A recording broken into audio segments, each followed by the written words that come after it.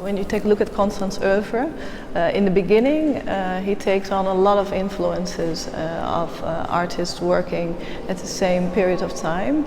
But at the CoBrA period you see also some connections, of course, to Picasso, for example. He made a lot of paintings that refer to the scorched earth. And there's also a painting in the selection that's called The Fire.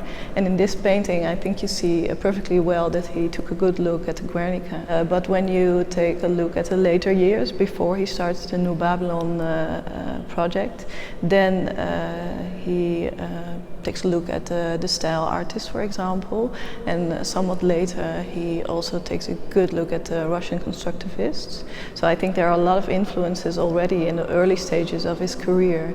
And later in New Babylon I think you see a lot of influence of of the ideas of Guy Debord, for example, of the situationists. I wanted to put his work and his project New Babylon in a context because a lot of the time people say, well, he was this artist who made the only utopian project in the 50s and 60s, and he was the only one working with his ideas. But I think a lot of artists work with the same subjects in that period of time. And I think as Matta is concerned, for example, this is an artist he was an architect first, and he told in an interview once that he wanted to build or wanted to paint the architecture that he couldn't build. So in his paintings you see a lot of the structures that relate a bit to the structures Constant paints later in his career in his paintings. So I think Constant took a very good look at what was happening around him. He also said it in an interview once that he wanted to put all the ideas of his time in one piece of art. Before the 50s it was very common for a period of time to be avant-garde and to think in those big ideas about the world and about society and things like that.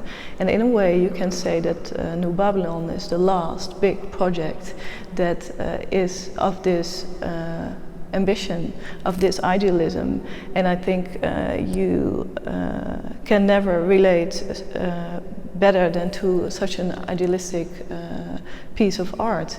I think a lot of artists nowadays try again to be such engaged artists and be political as well. Don't be ashamed of being political and take a standpoint or reflect a view on this world and how we can live together. And I think it's very daring to do so. And I think a long time after New Babylon this was not done to do that as an artist.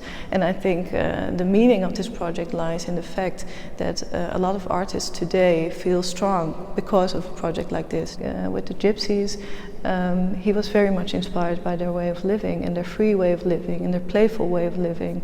And of course as well by the partying and the guitar playing, and these are a bit cliches, but of course when they fit in this whole schedule of development towards this New Babylon project, it really makes sense.